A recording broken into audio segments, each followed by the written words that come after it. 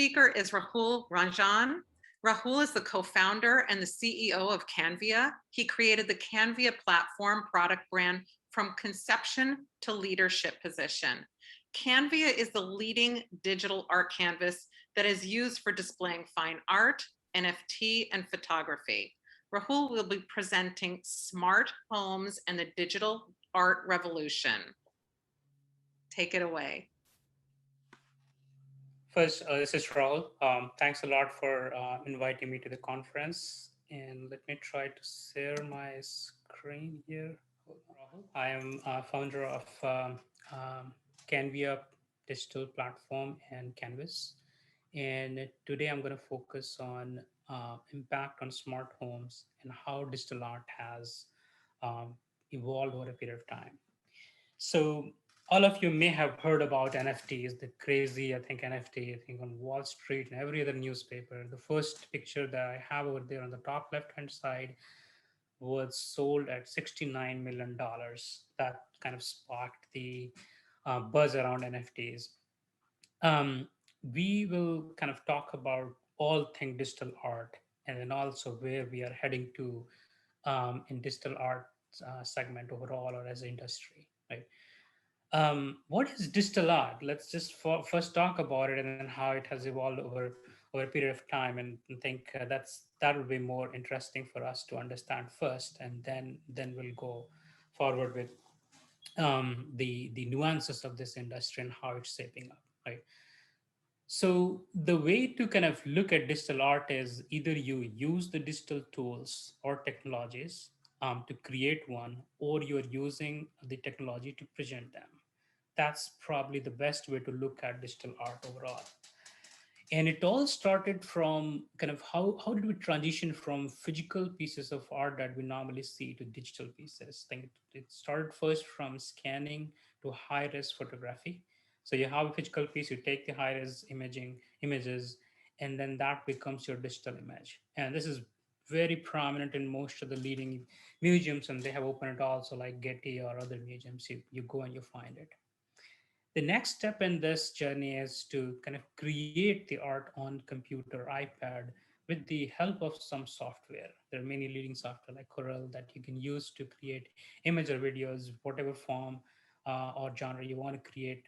I think in the digital domain, you can do it. And in this process, although you're still using the software, you're still using the computer, but human beings involved in conceptualizing the idea of art, right? Or the what they want to depict and kind of showcase to their users. The next step in this journey is generative art. So the concept itself is solely based on algorithm or AI. If you have heard about Professor Rafi Kandal in UCLA, think he is considered modern Leonardo Vinci actually. So he uses AI to generate kind of very amazing, I think, videos. You should check out on him if you haven't. But idea basically of generative art is either you use algorithm, maths, or AI to kind of generate it, right? So there is a math, there's algorithm behind it. Then the virtual reality aspect of it. I think you have AR, VR, you may have heard about it, but most of this virtual kind of domain is also used to depict art and consume art, right? And so this is the overall gamut that I will use for digital art. There are other many different form factors with smaller segments, so I wouldn't focus on them. Now, I talked about how it evolved. I think last one that I didn't kind of touch in the definition is NFT, because NFT itself is not like a new form of art factor, but just the way it is kind of presented to users and the way the artist interacting with NFT is different. And so, from a digital art perspective, or like what are the angles that it brings to the industry, to everyone, right? So, to make sure I am on course, I think I've just put different points. The first and foremost thing, it expands the overall scope of art, right? Brings a lot of new set of artists actually who can experiment on multimedia side. They can experiment with different kind of tools they get, and there is no limit to how they can put shape to the imagination creativity they want to exhibit actually. So this is amazing to have this new set of artists, and also excite the traditional artists to kind of mix those two different forms of creation, right? There's a lot of flexibility also. They get assistance from software. Sometimes they can mix with something like virtual and things like that. But then there is one aspect which is very important in digital, that one in digital form factor, the art is still there. It doesn't go away, right? So preservation is probably a little easier. The copyright, I think, is one major aspect of digital art. I think the piracy is easy in general. I'll go to NFT, but I think in general, I think piracy is one of the difficult aspects to manage in digital art form, right? There are a lot of copyright laws, and you have to abide by country laws and how can you abide by it and where it can become prominent, things like that. But where it's helpful is the change of ownership. If you have a like right digital art, you have gotten it through authentic channels and you own it, then you the change of ownership is easy, relatively easy.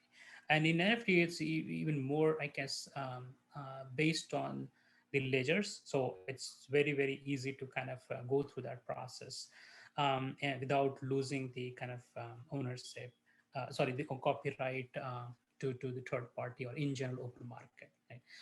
So the copywriting licensing is something that I'll talk in the final slide a little bit more. I think one important angle of digital art is how you display it actually, and how does it appear to the user and to you, to everyone, right?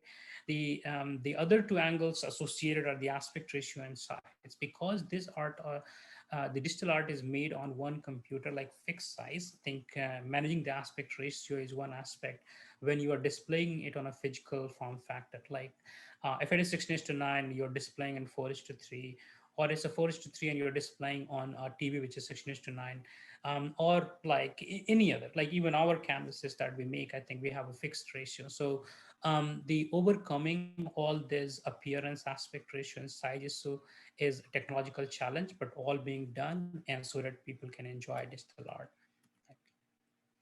Now, how does it impact to our day-to-day life? I think that's the important question. Think from a traditional art to digital art. I would categorize them in three angles. First is accessibility. So navigating art and investing in art is a very like a time-consuming process. It requires a lot of knowledge and kind of go through different art dealers to understand what art is the right art for them to kind of buy, and then even if they buy it, I think they kind of they have to stick with one for a long time. Then there is a storage issue, and all this accessibility issue, it's solved with digital art because you can collect many more, you can buy many more. It's the storage is not an issue, and transportation is not an issue. What it used to with traditional art, and think all these things are relatively easier. And when it comes to economics, again, like it's relatively inexpensive. So not everyone is $69 million. And then there is a secondary market that has opened up with NFT. That's amazingly new concept, and that helps many of them to kind of buy it and then sell it in secondary market. So as an investment, also, I think digital art is pretty cool for people who are kind of into art, and they buy art because there is economics aspect to it, right? The one other aspect which is very handy and very helpful for users, I think, buying digital art, right? There's a lot of kind of easy management with it, right? So you buy all this digital art which are authentic, which has a signature from the artist, or it's in the blockchain domain. You can schedule them like when you want to, or when you want to display, you display them. You can also associate it with social media. Either you are over there or you bring it from there. I think there is an easy kind of digital online management, and if you do in a secure environment, I think it's fun to use. So this the ease of use and accessibility definitely driving the user base overall. but economics is the one which is driving the higher end of art sales overall. And the way it looks like right now, I think I would say it's coming up in smart home quite a bit. People are excited about this new form factor, new art and new media, new concepts, new things coming up every day.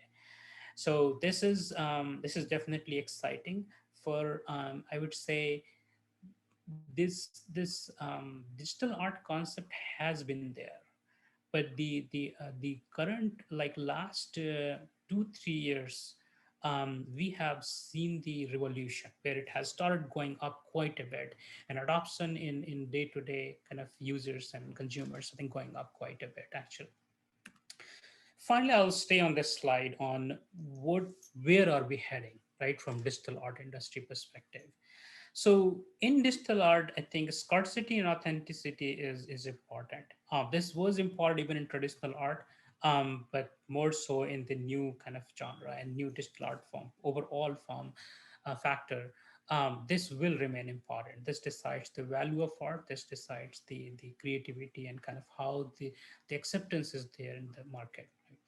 One important aspect that has come up actually in the market is the revenue stream. So in traditional art, I think once you sell the art, there is no continuous revenue stream unless you sell it again. I mean, the the art is sold again, and that's not very common. But in the new economy or the NFT in particular, I think even beyond NFT, there is a mechanism where you can make continuous revenue stream because digital. You can sell many more and then one piece, and then also there are some kind of secondary market commissions. When once it sells, then the original person kind of gets the commission and he keeps on getting. This is the NFT market model, and then you will kind of get many more new models like that with time because there's a lot of innovation going on. Fundamentally, the continuous revenue stream is one important aspect of digital art or NFT, which will drive the market a lot. The areas where I think there is a lot of things that need to be done because there's ambiguity and there is kind of a lot of things new, and it's going in a wild manner, like IP, security, and legal. Particularly, I will think about legal as one of the major aspects which has not evolved a lot, and I'm sure lawyers are working day and night, and then so are the foundations and forums to make sure the legal aspect is taken care of, because there is a lot of bad guys, I think, can kind of take advantage of the NFT platforms or overall digital art platform, and this is something that as an industry is going to evolve. This is one important area to kind of make sure that these are highly regulated, and then people can, I mean, normal user and day to day kind of users can go and buy digital art with confidence, right? And that brings to me the ecosystem aspect of entire digital art industry. So because it's evolving very fast, there are platforms like Super Rare, Maker's Place, and where artists can go and sell their artworks. I mean, mainly the NFT market, and the buyers are buying them, right? But then that doesn't kind of end, right? There is a lot to evolve from ecosystem perspective. Like you can think about insurance, you can think about, like I talked about legal aspect of it. There are a lot of challenges actually how to protect the NFTs, and when it propagates from one medium to another medium to another medium and sold to another person, how the smart contracts defined, which you write in the beginning, and then who are included and who are not included. What are the different kind of different uh, attributes, or maybe how does it affect when it goes from one medium to one phase to another phase, and things like that, right? So this is an area which will evolve very fast, so that it's highly regulated and there is a lot more transparency actually in digital art industry. And final, to say the least, technology is going to kind of shape up a lot in how you experience this art, how this art is created. Like I said, digital art is either you create or present using technology, and those two can evolve a lot more to help artists bring like all sort of great artworks, and then also help the users and consumers to consume and use artwork in those forms, right? So it is very exciting time, and I right now I think I would say right time for digital art to get into every household. I think that's where we are heading to. And whether it be like NFT, that's bringing that kind of revolution, or it's the overall digital market, I think has evolved also with time, even with the stock photography, I would say, right? So with that, I'll probably, I think, conclude this. Again, I want to thank all of you for giving me this opportunity to talk about digital art. And if you want to connect with me, you can connect with me, and have any questions, you can send me email, rahul@palacio.life. Thank you. Thank you, Rahul. That was fascinating, learning about Canvia art. And I'm so excited that you were able to present this. This is something new that I didn't know about, and I'm sure that many others didn't know about it either. So thank you so much for this wonderful presentation today. Thank you.